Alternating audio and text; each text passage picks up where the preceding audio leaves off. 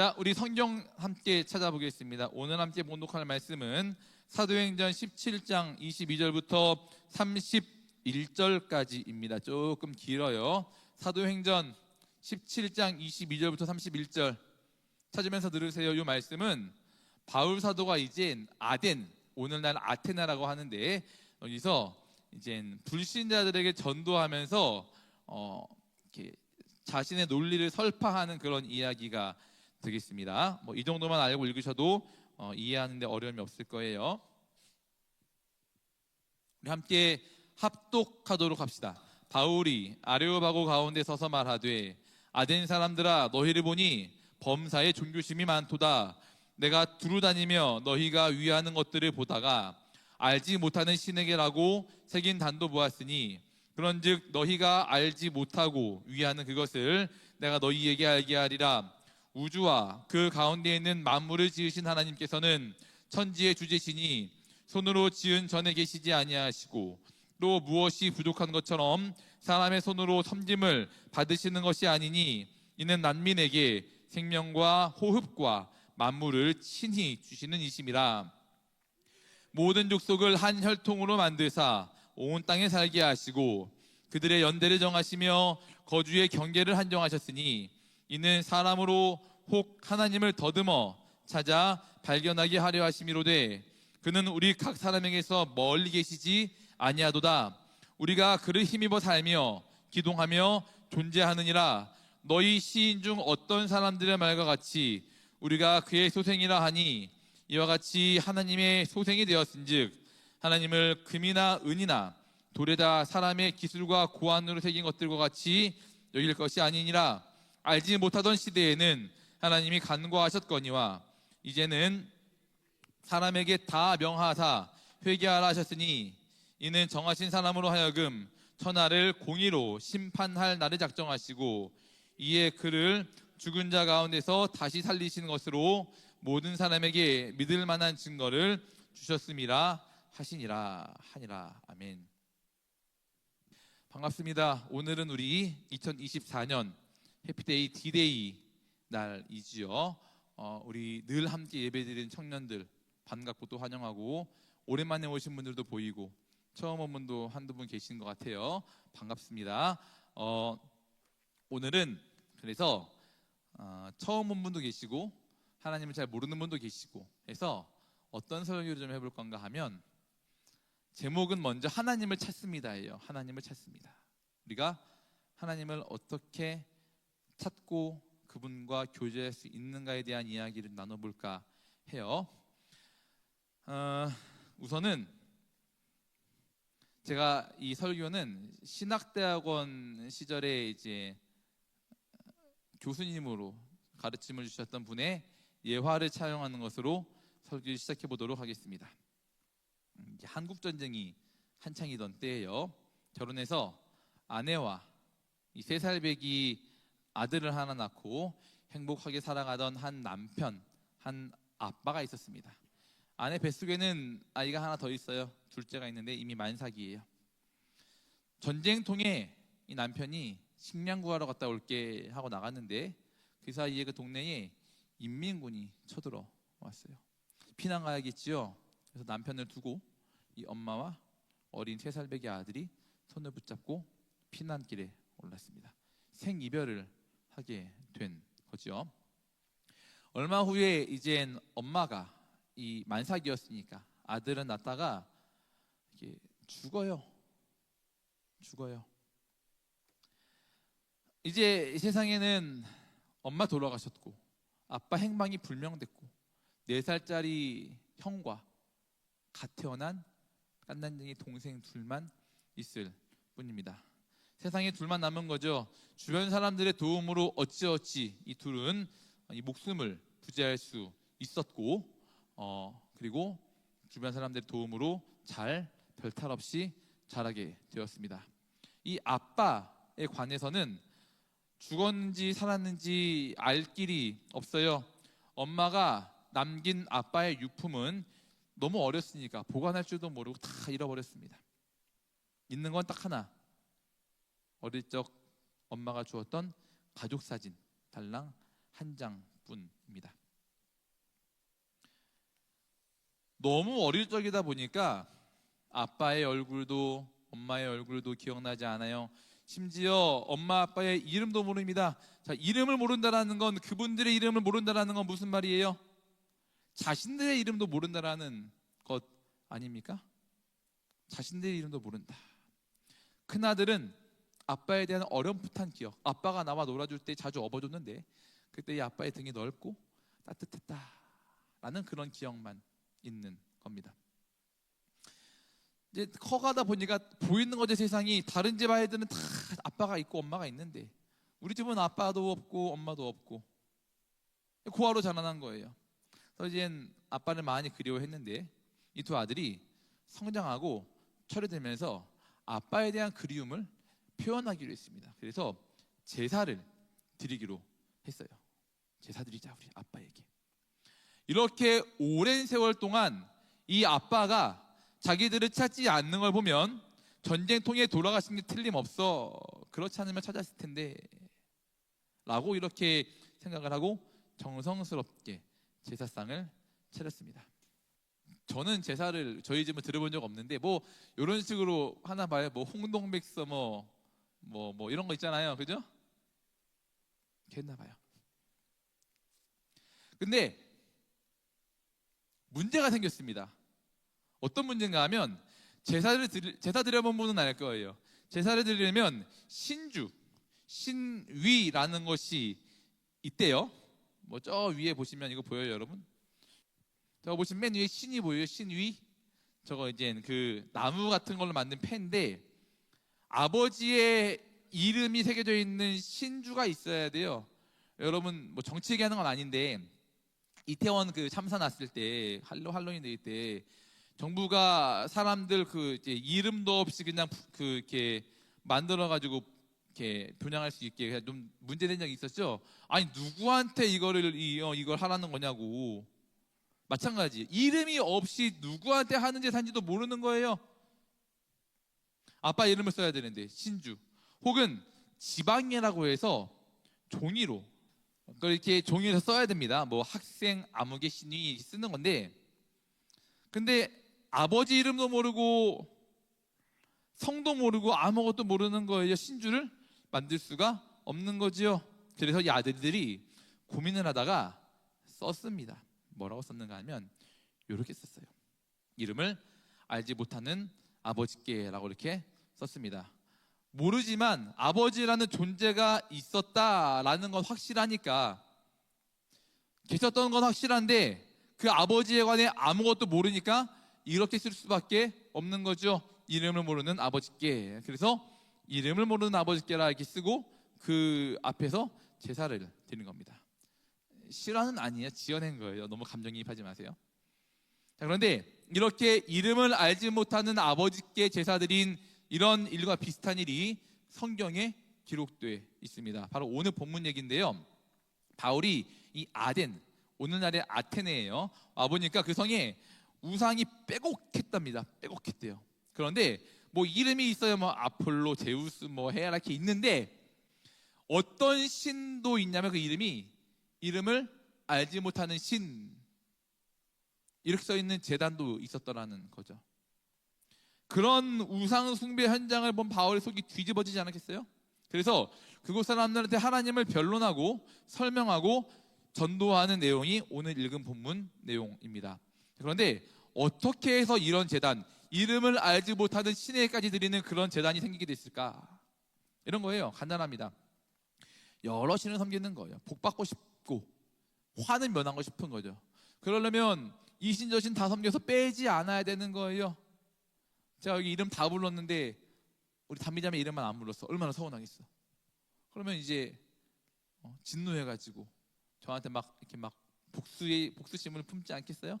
이 친구 성격은 안 그렇지만 그런 거죠. 그래서 빼놓을 수 없는 거야, 신을. 그래서 심지어 이름을 알지 못하는 신에게 혹시 우리가 빼먹었으면 이해해 주십시오. 그러나 당신의 이름은 모르지만 우리가 당신도 섬깁니다. 이렇게 두려워하는 마음으로 그런 단까지 맞는 거예요. 아까 전쟁통에 아빠랑 헤어지게 되어서 이 아빠의 얼굴과 이름도 알지 못하는 그런 것과 비슷하지요. 이 두 아들이 아빠가 존재하기는 하는데 그 아빠가 어떤 분인지 몰랐던 것과 같이 이 사람들도 마찬가지인 거예요. 신이 분명히 존재한다는 사실은 알겠어요. 알겠는데 그 신이 누군지 모르겠다는 거죠. 그러니까 이름을 알지 못하는 신에게라고 이렇게 제단을 만들어 놓은 거예요. 그리고 바울이 그러한 사람들에게 전도하기 시작합니다. 여러분 22절 보실래요? 본문 22절 같이 한번 읽어봐요. 시작. 바울이 아레오바고 가운데 서서 말하되 아덴 사람들아 너희를 보니 범사에 종교심이 많도다. 너희를 보니 범사에 종교심이 많도다. 이렇게 얘기합니다. 자, 그러면 이렇게 알지 못하는 신에게까지 제단을 만들면서 이 정성 들여 제사 드린 이런 사람들, 종교심이 강했던 이 사람들이 과연 신을 찾는데 성공했을까요? 아까 그 두 아들 이야기 다시 가보겠습니다.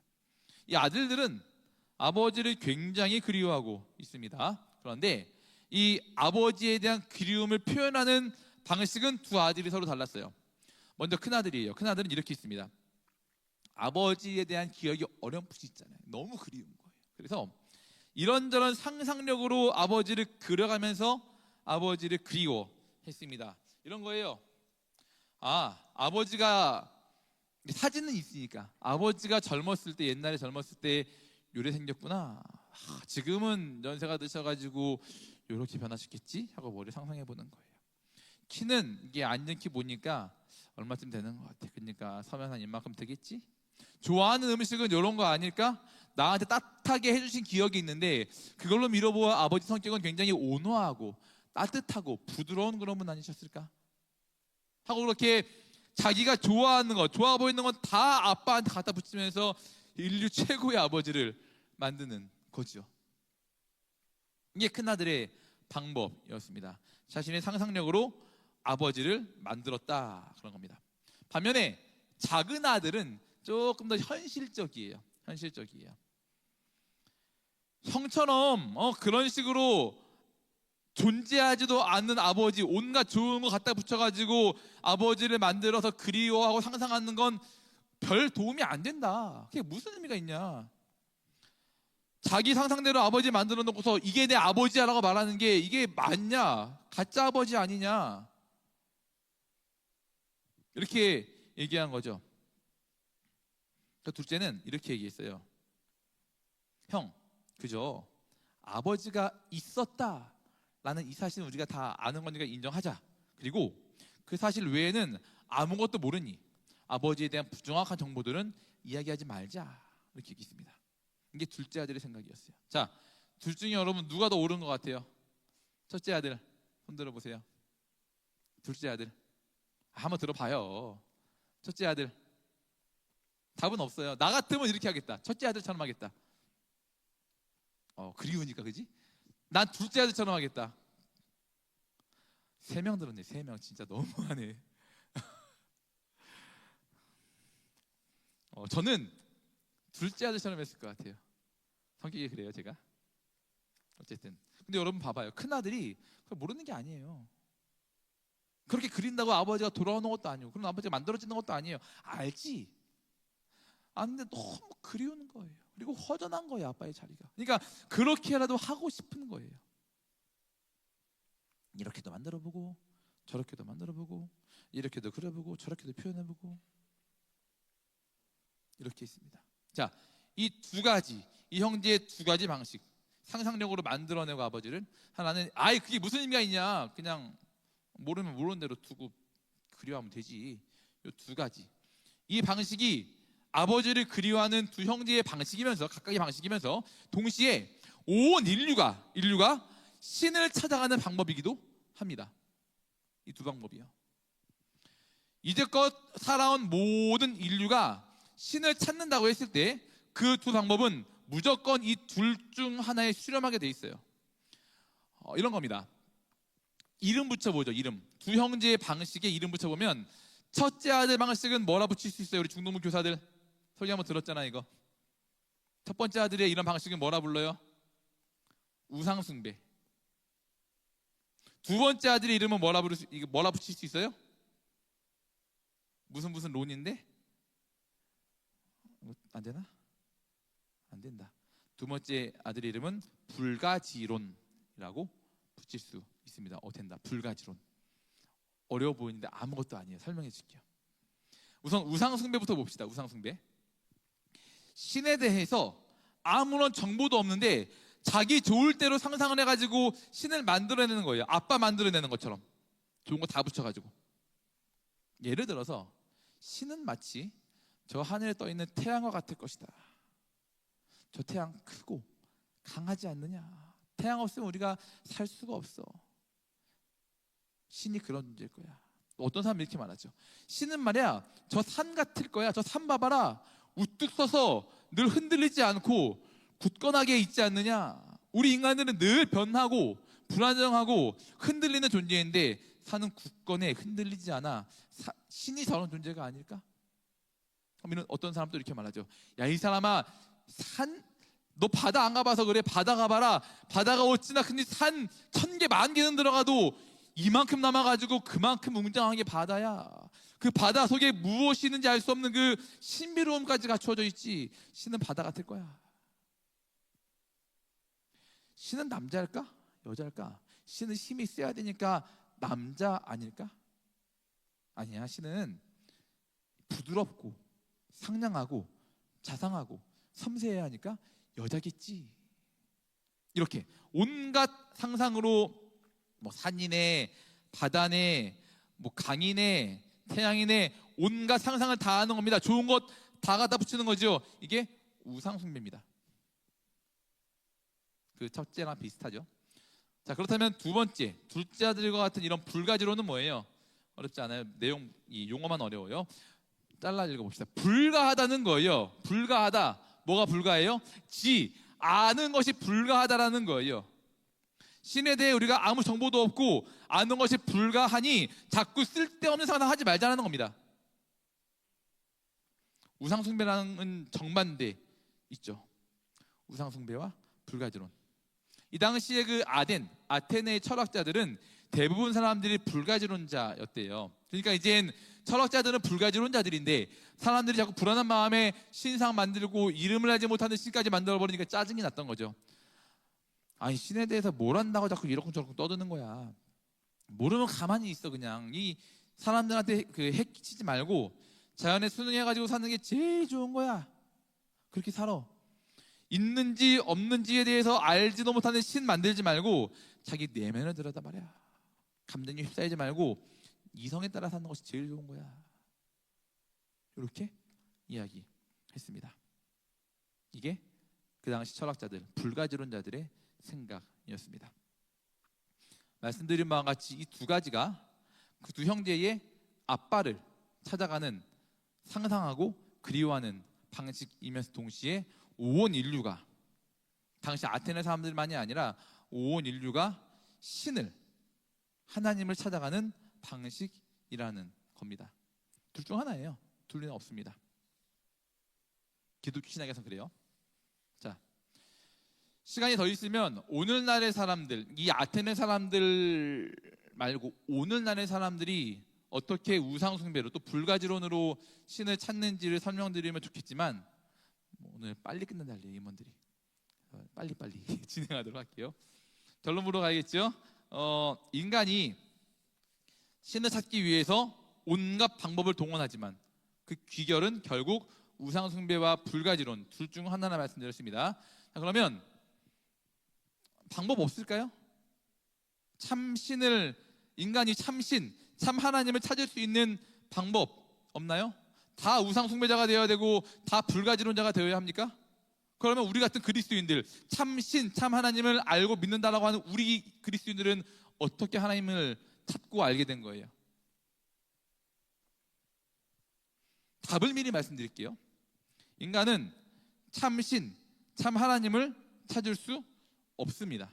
절대로 불가능해요. 인간이 신을 찾기 위해 노력한다면 필연적으로 이 둘 중 하나에 빠지게 됩니다. 그렇기 때문에 참 신을 찾기 위해서 인간이 배당 메고 뭐 이렇게 신발 신고 지팡이 들고 신을 찾아 나서는 식의 방법은 불가능해요. 반대로 인간이 신을 찾으러 가는 게 아니라 신이 인간을 찾아 와야만이 그제서야 참신을 만나고 참신과 교제할 수 있다라는 게 답입니다. 아까 그 두 아들 이야기로 돌아가 보죠. 이 두 아들이 아빠를 찾을 수 있을까요? 아무것도 없는데요. 기적이 일어났습니다. 1983년 6월의 마지막 날, 지금으로부터 약 40년 전에 기적이 일어났어요. KBS 방송사 주관으로 이산가족 찾기 행사가 열렸는데,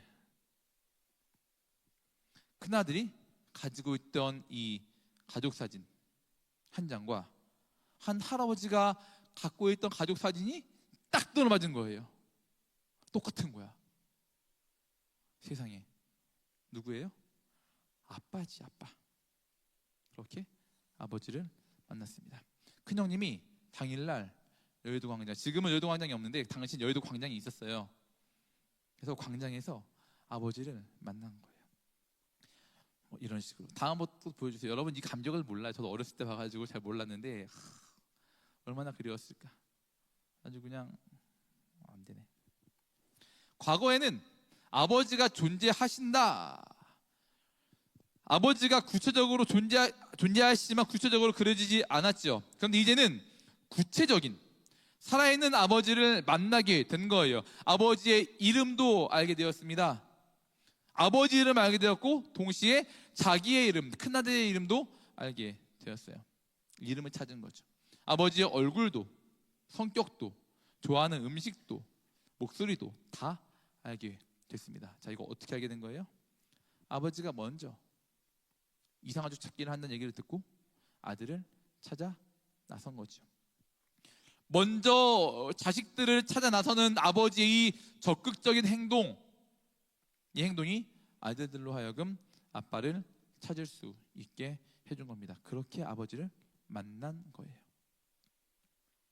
마찬가지입니다. 동일해요. 사람이 신을 찾으려 할 때, 그때는 반드시 우상숭배, 불가지론으로 갈 수밖에 없다 계속 말씀드려요. 사람이 신을 찾는 건 불가능합니다.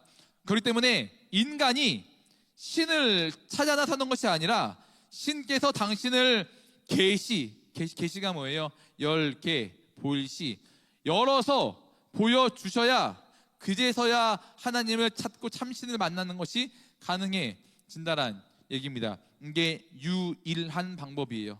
신께서 먼저 자신을 나타내 주시는 것, 이 방법만이 하나님을 찾고 알 수 있는 겁니다. 세상에 모든 수많은 종교가 있죠. 그런데 기독교를 제외한 다른 모든 종교들은 사람이 신을 찾아 나서는 그런 종교입니다. 그래서 그러잖아요. 노력해야 된다. 구원 얻기 위해서 내가 이 부처가 되기 위해서 3,000배를 하네 그러면서 선행도 해야 되고 고행도 해야 되고 수련해야 되고 이런 식으로 무언가를 하라고 강요를 하죠. 그게 찾아 나서는 길이야 하면서 그렇게 노력을 하는데 그럼 어떻게 돼요? 반드시 우상숭배로 빠지게 된다. 그래서 모든 종교는 다 우상숭배인 거예요. 사람이 신을 찾아 나서면 반드시 우상숭배나 불가지론으로 갈 수밖에 없으니까요. 그런데 우리 기독교는 다르죠. 이게 세상 종교와 기독교가 다른 점이에요. 기독교는 사람이 하나님을 찾아 나서는 종교가 아니에요. 하나님께서 우리 인간들을 창조하셨고 그래서 사랑하셨고 또 불쌍히 여기셔서 우리를 먼저 찾아오시는 종교가 기독교입니다. 사랑하셔서 찾아오시고 나타내시는 종교가 기독교이죠. 자, 그렇게 신께서 찾아오신 그런 사건 중에 가장 중요한 핵심적 사건이 뭘까요? 곧 있을 성탄절. 신이신 예수님께서 우리와 같은 사람의 몸을 입고 이 땅에 인간으로 친히 내려오신 것, 이게 성육신이고 이게 신께서 먼저 찾아오신 사건 아닙니까? 그러니까 기독교가 이렇게 중요한 날로 여기고 기념하는 거죠. 성육신, 신께서 찾아오신 겁니다. 방법이 그거밖에 없으니까요. 그리고 그 예수님에 대해 기록된 책이 뭐예요? 여러분 들고 있는 이 성경 아니에요? 예수님에 대해 기록되어 있는 책. 사람이 이 책에서 구원을 얻기 위해 보는데 이 책이 나에 대해 증언하는 거야라고 요한복음에 기록되어 있잖아요. 그래서 우리가 2000년 전에 이 땅에 인간의 몸으로 오신 그 예수님을 뭐 볼 수는 없죠. 경험할 수 없지만 그래도 알 수 있고 체험할 수 있는 방법이 있어요. 뭐냐면 성경입니다. 성경이 예수님에 대해서 말씀하는 거기 때문에 우리가 성경을 읽고 마음으로 받아들이면 그 예수님을 받아들이고 체험할 수 있는 거죠. 이 글을 읽을 때에 성령께서 우리의 닫힌 눈을 열어주시고 마음도 열어주시는 거예요. 그래서 알게 하시고 받아들이게 하시는 겁니다. 그렇게 읽고 묵상하면서 신이 어떤 분이신지 알게 해주는 거죠. 말씀 맺습니다. 우리 가운데 아직 하나님, 교회 오래 다녔지만 하나님을 아직 알지 못하는 신, 이름을 알지 못하는 신이라 쓰는 아테네 사람과 같이 그렇게 하나님을 잘 모르는 분 있을 줄 알아요. 잘 기억하시기 바래요.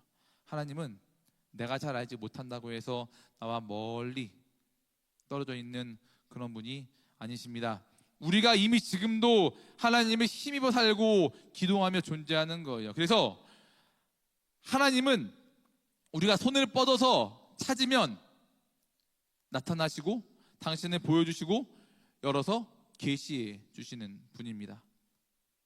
우리가 찾으면 찾아진다는 거예요. 왜? 먼저 우리에게 나타나셨으니까요. 존재하는 하나님, 이미 와 계신 하나님. 우리 예배 드리는 게 뭐예요? 와 계신 하나님께 우리가 드린 예배 아니겠습니까? 예배 드리면 너희 하는 거 보고 내가 예배 올지 받아줄지 결정할게, 그게 아니에요.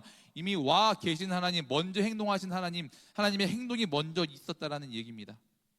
자기 노력으로는 안 돼요. 반드시 우상숭배나 불가지론으로 빠지게 되어 있습니다. 하나님이 자기를 계시해 주셔야만, 열어서 보여주셔야만 하나님을 바르게 알고 바르게 믿을 수 있는 거예요. 그래서 혹시 여기 계신 분들 중에서 처음 오신 분도 계시고 아직 신앙이 없는 분도 계신데 하나님을 잘 모르는 분이 있다면, 참 신을 좀 찾아보고 싶은, 알고 싶은 그런 마음이 있는 분이 계시다면 방법 알려드릴게요. 기도하시면 됩니다. 성경 보시면 돼요. 이 두 가지. 하나님, 제가 교회에 참 신이 있다고 듣고 왔는데 그분이 하나님이시라고 하는데 하나님을 알지 못합니다. 하나님, 알려주십시오. 계시해 주십시오. 이렇게 기도하시면 돼요. 길게 기도할 거 없어요. 초신자가 기도를 뭐 안다고 길게 할 수 있겠습니까? 오래 할 수 있겠습니까? 진심으로 하나님, 알기 원합니다. 믿기 원합니다. 저에게도 와주십시오 라고 기도하면 좋으신 하나님 여러분에게 찾아가 주실 거예요. 그런 분 많지 않겠죠. 그러나 여기 대부분은 이제 하나님 오래 믿고 예수님도 알고 하나님을 알지 못하는, 이름을 알지 못하는 그런 신으로 아는 분 많지 않을 겁니다. 여러분 모두가, 거의 대부분이 하나님을 아는 분이죠. 이미 하나님을 아는 여러분, 저 같은 이런 사람들은 어떻게 신앙생활 하면 좋겠습니까? 하나님을 아는 사람은 하나님을 즐거워하며 사시면 됩니다. 이런 거예요. 전쟁 후 30년 만에 아버지를 만났으면 어떻게 해야 돼요? 아버지와 함께 즐기며 기뻐하며 그렇게 교제하며 살아야겠지요. 오랜만에 뵀으니까 아버지 앞에 계시니까 대화도 많이 하고 좋은 음식도 사드리고 아버지와 나들이도 가고 놀이동산도 가고 이렇게 해야 되는 거 아니겠습니까? 그렇게 즐기는 거예요. 아버지와 교제하면서. 근데 어떤 경우에는 하나님이 좀 이렇게 낯설게 느껴지는 경우도 있고요. 멀리 떨어져 있는 경우도 있고요. 가끔은 의심되는 경우도 있어요. 이제 신앙이 떨어졌다, 은혜 떨어졌다, 이렇게 표현하죠 우리가. 그런 때도 있습니다. 분명 하나님이 자신을 알려주시고 먼저 보여주시고 계시해 주셔서 내가 믿게 됐는데 그 하나님을 도통 모르겠다 싶을 때가 있다는 겁니다. 예를 들어서 하나님이 다스리신다라고 하는데 하나님의 다스리심, 인도하심이 잘 안 보여요. 내 삶을 인도하시기는 하는 거야 뭐야. 교회에서 하나님이 영광을 나타내신다라고 하는데 교회는 하나님이 아니라 인간들만 득실득실 해가지고 인간들의 모임 같아 하나님의 영광이 보이지 않는 것 같다, 이런 생각 하는 분 계실 겁니다. 또 어떤 때는 하나님이 나에게 너무나 큰 시련을 주시는 것 같다는 생각을 할 때도 있습니다. 다른 사람에겐 다 잘해주시는데 왜 나한테만 이러신가? 왜 나한테만 이런 어려움을, 힘든 고통을 주시는가 하는 그런 생각을 하는 사람도 있어요. 낯설게 느껴질 때가 있고 하나님의 뜻이 무엇인지 도통 알 수 없을 때가 있습니다. 여러분, 이상한 게 아니에요. 당연한 겁니다. 아빠 30년 만에 봤어요. 아빠에 대해 뭘 알겠어요? 문제가 생기면 대화로 해서 풀고, 또 오래 살다 보면 여러분 알잖아요. 의견 충돌 생기고 성격 차이 나가지고 막 싸우고 하는 게, 그게 사람 사는 생활 아닙니까? 자연스러운 겁니다. 그럴 때 어떻게 해야 돼요? 하나님, 제가 하나님을 알고 있고 믿고 있는데 하나님 하시는 일에 대해서 도통 알 수가 없습니다. 왜 이런 일이 생기는지, 왜 이런 어려움이 저한테 있는지 하나님 모르겠네요.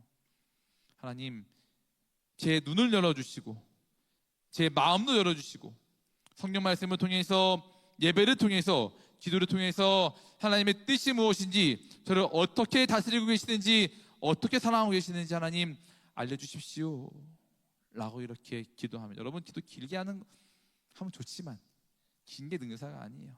마음을 담으세요. 마음을 짧게 하더라도, 1분을 하더라도 10분을 하더라도 마음을 담고 진심으로 하면 하나님이 들으시는 거 아니겠습니까?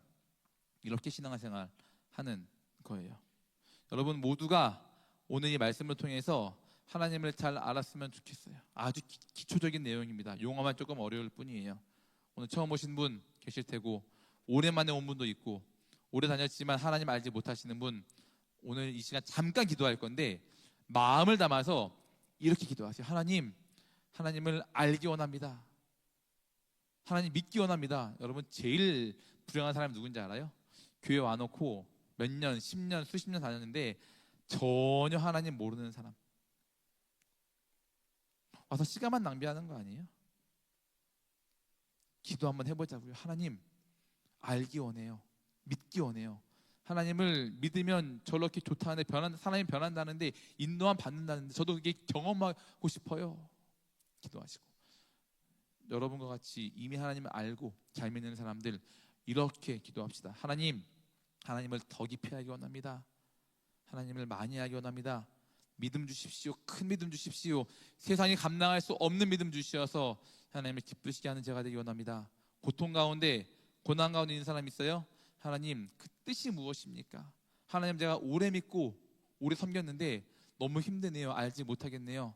하나님 알려주십시오. 하나님을 알기 원합니다. 그 뜻을 알기 원하고 더 많이 알기 원합니다. 이렇게 기도하면 하나님이 당신의 뜻과 계획을 알려주시는 거죠. 우리 한번 통성으로 기도 안 하고요. 여러분 뭐 소리내 기도한다고 통성 기도가 더 능력이 있을까요? 조용히 묵상하는 게 능력이 있을까요? 똑같아요. 진심을 담으세요. 진심, 마음을. 속으로 기도해도 한나가 통성으로 기도했습니까? 술 취한 여자처럼 입만 움직여도 하나님이 들으시고 아들 사무엘 주신 거 아니에요? 마음 담아 기도해 보자고요. 1분만 기도할 거예요. 하나님이 말을 많이 해야 들으실 줄 생각하지 말라고 말하잖아요. 진심 담으셔가지고요, 제가 드린 멘트대로 기도해 보십시오. 우리 기도합시다.